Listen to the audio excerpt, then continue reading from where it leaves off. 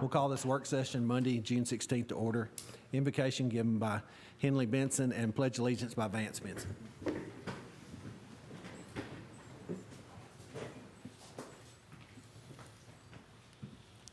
Dear God, thank you for this beautiful day. Please bless the people in this building and bless the decisions that will be made.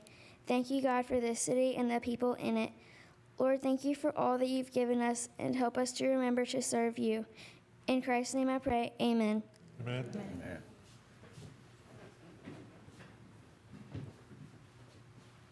Attention.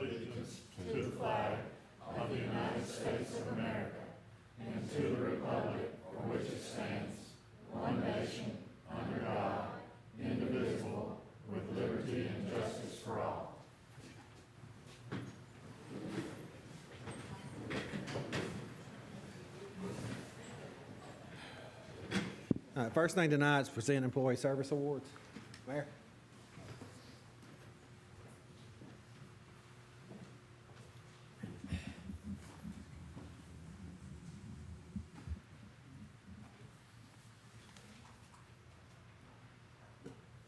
We've got 3 service awards tonight.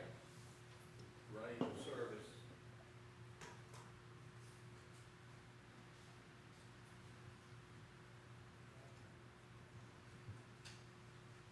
First one is Josh Hunter, for appreciation for your 10 years of dedicated service to the city of Scottsboro.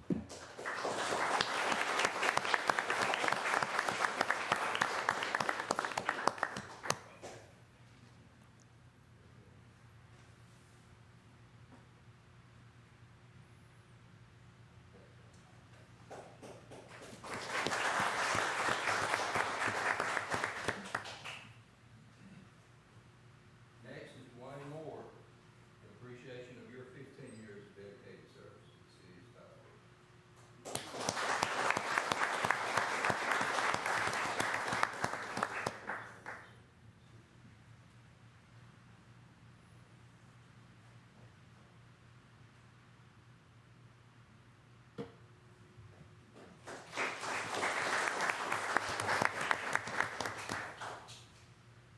And this one is for Mr. Todd Radford, in appreciation of your 30 years of service.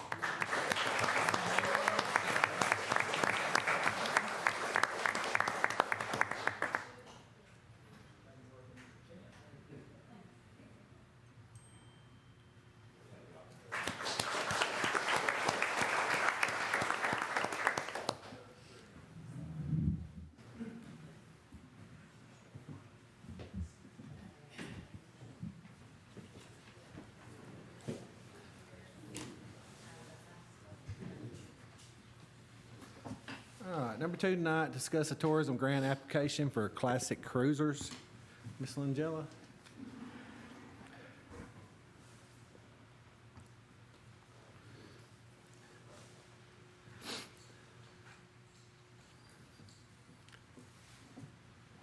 Hello.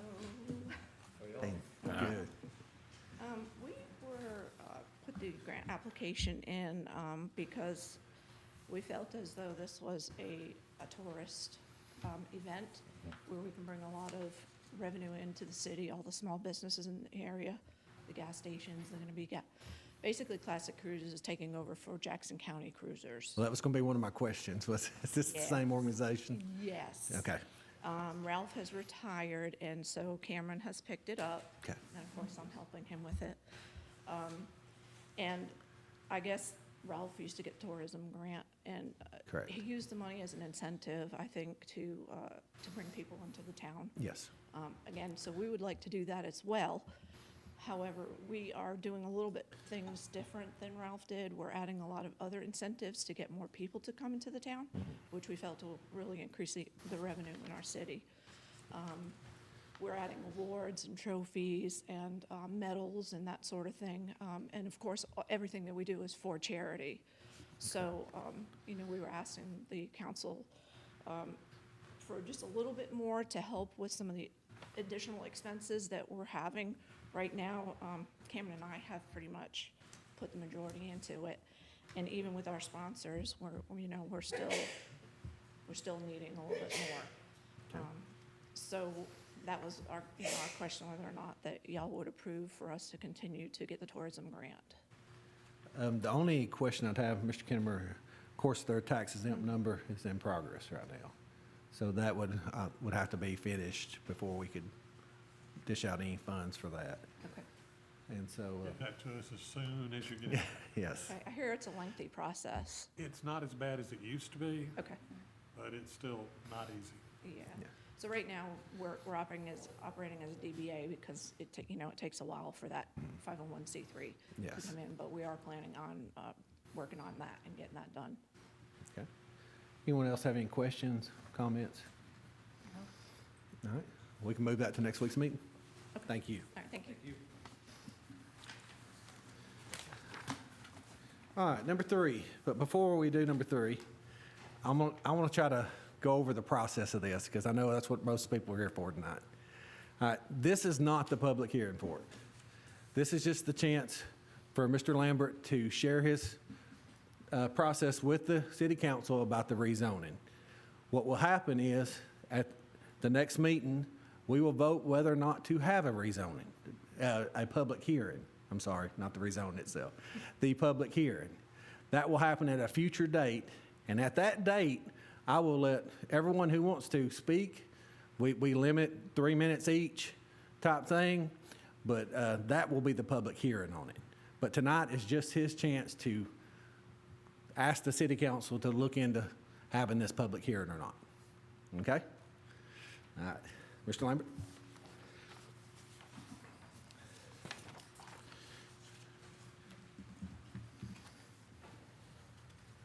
Good afternoon. Thank you for the opportunity to speak with you about our plan to invest in Scottsboro's industrial and manufacturing corridor.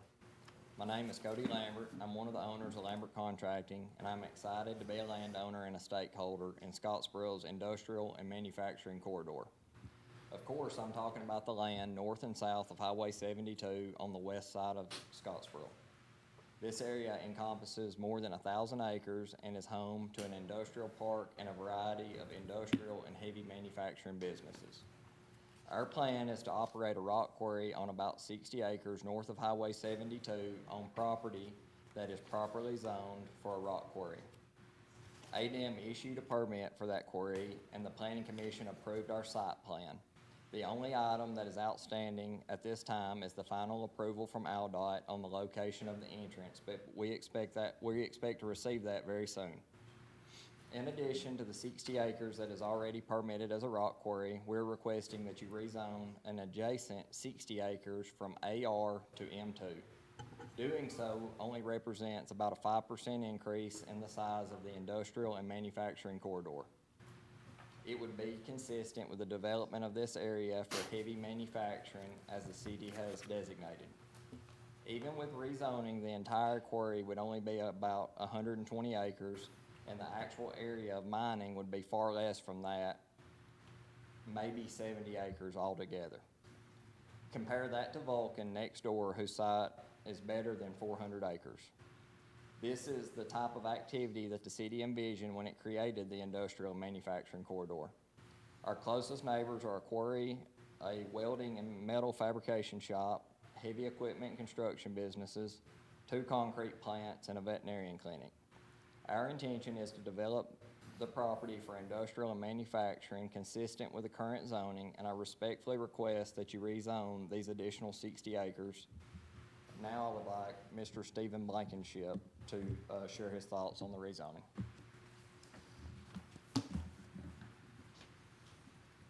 Good evening, Mayor, council members. I'm Stephen Blankenship with McGehee Engineering, part of the engineering team for creating and operating the mine plan and permitting Mr. Lambert's quarry.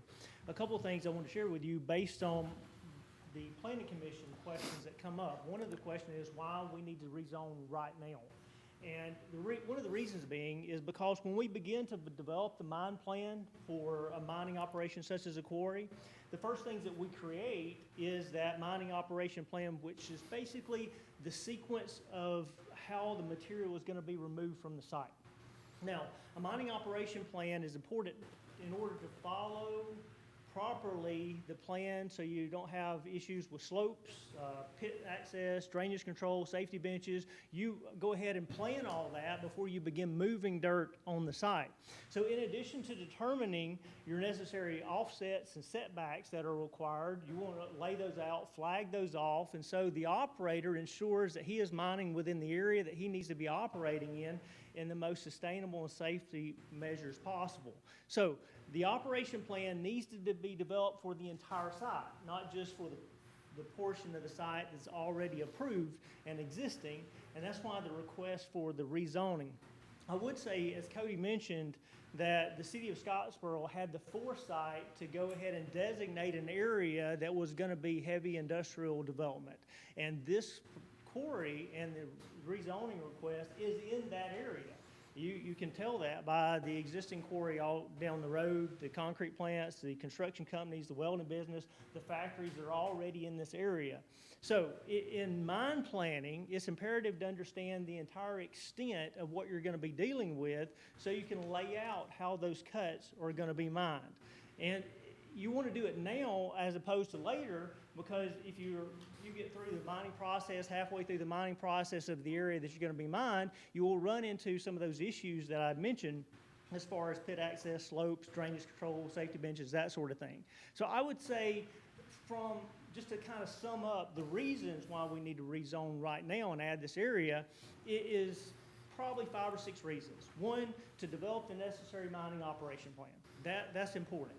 To optimize the mining sequence, to minimize safety risk with those slopes and those benches, to maximize the resource recovery so he does it in the most economical fashion, control, reduce, and even eliminate environmental impacts, which a lot has already been done with the ADM permitting that's already in place, and of course reduce operational costs. So it's not just about a contractor going out there and moving some dirt, it's about the contractor who's planning, looking and involving the engineering team to strategically and safely and sustainably mine the area.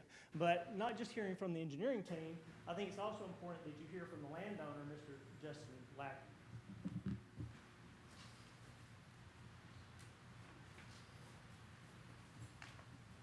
Good evening, everyone. My name is Justin Lackey. I appreciate you giving me the chance to speak.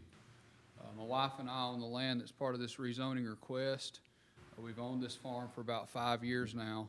I built my home here, and this is where I live and where I plan to stay, raise my kids, care for the land, and hopefully someday pass it on to my kids. This place is not just my property. It's more to me. It's my home. It means a great deal to me and my family. I'm only requesting that a small portion of my farm be rezoned to allow it to be included in a quarry project that is already properly zoned and in the initial stages of development. I want to be very clear, I would never consider selling any piece of this land for a use that I thought would harm the community. Because I am part of the community, I'll still be living there and I'll be one of the quarry's closest neighbors.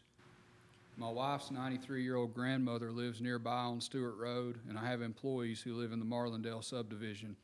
I would never sell land for something that would negatively affect them or any of us. The truth is, there's already an active quarry adjoining my property. It's owned by Vulcan. And my house is just across the ridge from the area currently being mined by Vulcan. But I can honestly say in the time that I've lived there, I've never heard or felt a blast, never heard or never had an issue with dust, noise, or vibration. They've been good neighbors. In fact, the only possible sound I've ever heard from the Vulcan quarry has been a faint backup beeper from a machine very early in the day before the Highway 72 traffic gets busy, and that drowns out most of the other noises other than ambulances coming to and from Highlands. This rezoning allows the project to be done responsibly and safely from the start.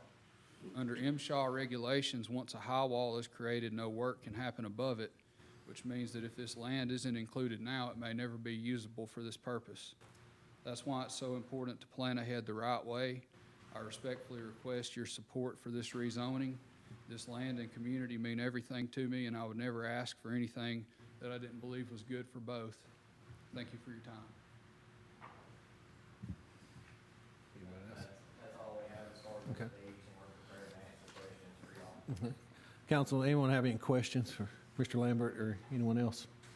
So as it stands right now with the current zoning, on the property other than Mr. Lackey's, you could, as soon as you get the permit from Aldott, you could start mining. No, it's fine. No, yes, please. I had a complaint about people not using the microphone, Okay. so, yeah. Yeah, so to answer your question, blasting could actually begin as soon as next week. All right, now we have planned this, and we are gonna do, pre-blast inspections for everyone within 1,500 feet if they so choose. Now, they can decline that, and if they do, then it won't be performed, but it's at their option. So to. Just a second.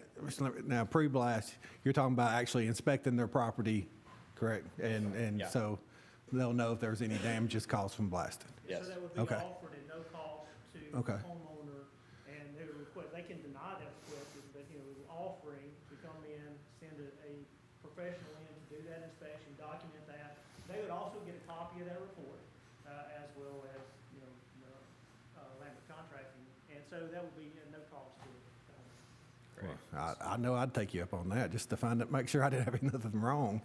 Yes, sir. So, yeah, we're gonna offer that to everybody within 1,500 feet. Now, if somebody here, or somebody in the community was 1,800 feet, and they so choose, and they said, hey, will you do a pre-blast survey? Absolutely, we will. Because we want to build a baseline of, was there any pre-existing damage? Because we don't want to get left blamed for something that may have happened prior, and could or could not even be related to a quarry. It could be subsidence from, poorly built foundations or anything of that nature. So, but for construction purposes, we actually can blast as soon as we get our pre-blast survey done.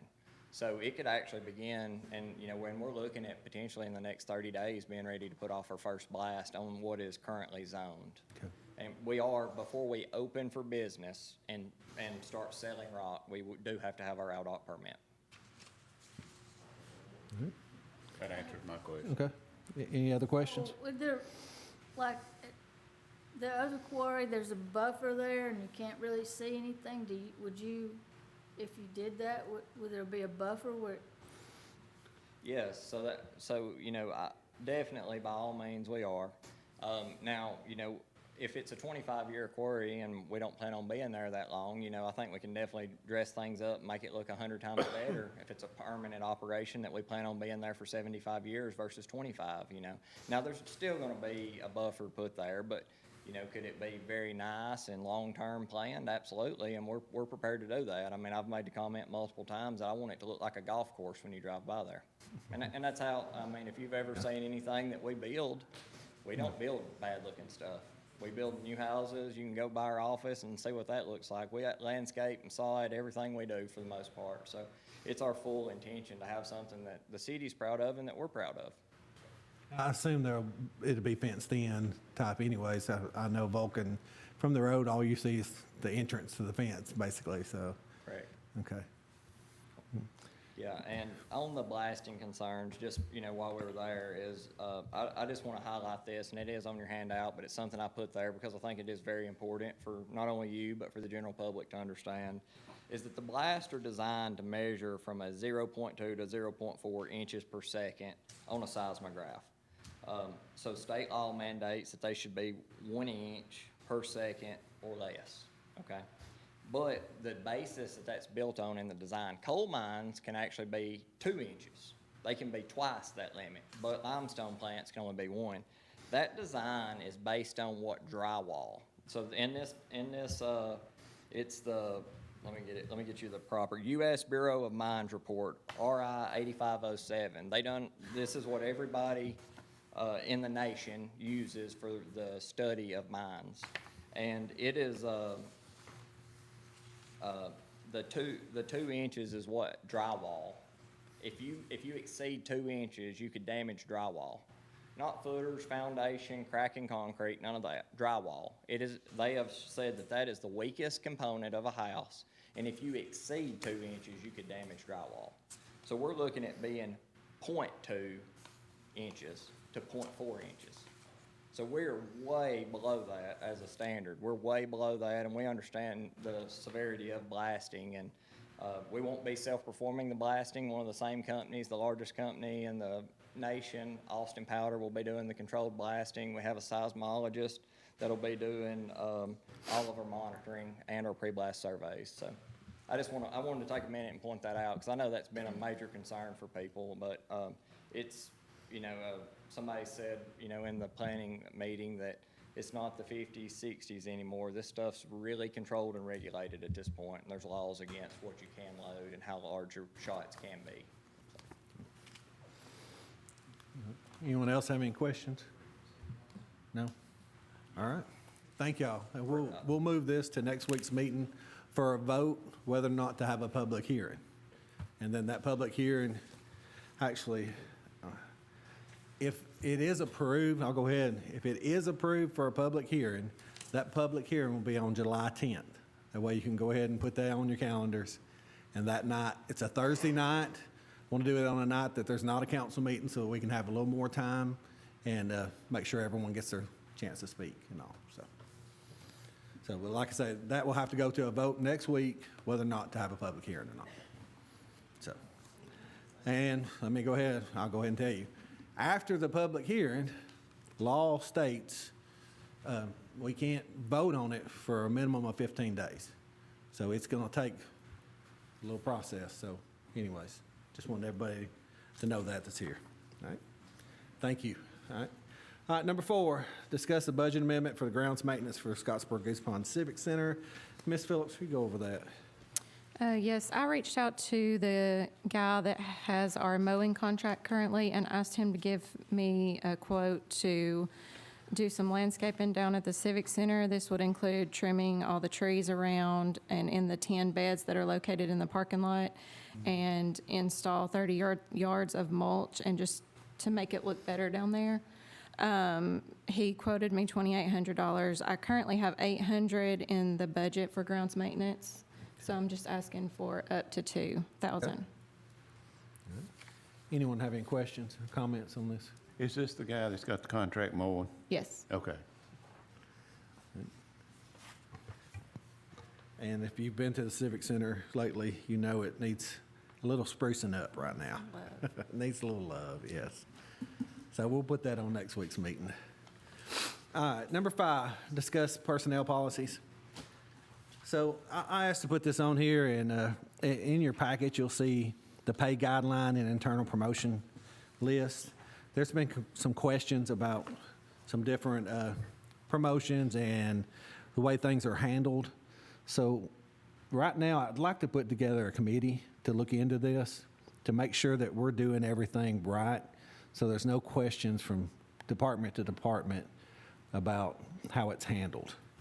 As you see in here, there's a guideline, but we just want to make sure it's being followed correctly. So at this time, I'd like to ask myself, Mr. Ashburn, the mayor,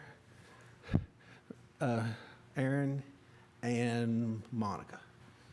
And we'll put together this committee and then start meeting and go over some of these. Because there may be some things in this policy that we want to look at changing. There may be some things in this policy that we need to make sure that we're following too. So, Are we gonna start these meetings before the budget hearing? we may do them coincide with some of the budget hearings because Okay, they're coming. okay. And I know the mayor's close to getting done, hopefully, with department heads. And when he finishes that, we will start budget meetings. And I will announce those as soon as possible. So, all right. With that being said, we're done with the meeting. So before we go to delegations, since everybody signed up saying Quarry, looks like half of them left. Miss Elmore left, Buck Irvin left. Will Parks, you're the only one left if you'd like to speak. Yeah, they didn't give me a talking part tonight, so I just signed up on delegation. Well, you got 3 minutes. Obviously, and friends of Mr. Lambert and my colleague, Mr. Lackey as well. A good bit of this story is gonna be on what was my Aunt Louise and my Uncle Hubert's farm. And that part's already correctly zoned. But I think tonight about how she must have felt when the state said that they were coming through there with Highway 72 and taking about 20 acres of their 160-acre farm. And that was a high price for them to pay, but it was a price in the name of progress. There was uncertainty, there was fear, there were probably innumerable people that drove through there and thought what a blight that road was on that pretty farm. How horrible it was that the end of that mountain bench came down to make way for that highway. But we're sitting here tonight with a responsible citizen landowner and a responsible corporate citizen who intend to take this land in the direction that the city designated 50 years ago. When the Planning Commission recommended to the council that they pass an ordinance and designate that as an area for manufacturing, for business, for industry. This is that day. These are those people. You drive down that stretch, and no offense to anyone who may own land there, the best looking business on that north side of the road is the Quarry. They've done more to maintain and put up a pretty interest than anybody in that area. This gentleman's gonna do the same thing. Go look at anything he's built in the 5 or 6 counties or 7 counties maybe where he has a business now. It's all immaculate, and this will be too. So I don't think I'm gonna be here on the 10th, so I did wanna take the opportunity to tell you tonight that we, as our Aunt Louise's heirs and next of kin and successors, we think we found the proper person to entrust this land to. I think Mr. Lackey has found the same, and I would encourage you as this process goes on to strongly consider and to rezone this small amount of property in this larger industrial corridor. Thank you. Thank you. All right, that concludes delegation, so we'll go to reports. Mayor? I don't have anything tonight, Mr. President. Thank you. Thank you. Mr. Ashburn? I don't have anything, thank you. Ms. Frederick? Believe it or not, I don't have anything. What? I don't. Just a reminder, next Monday, the 23rd, will be that meeting. And then the 30th is the 5th Monday, we will not meet. So then I follow up with the next work session on the 7th. But like I say, if that is approved, then we plan on having that public hearing on the 10th. So that being said, appreciate everyone coming out.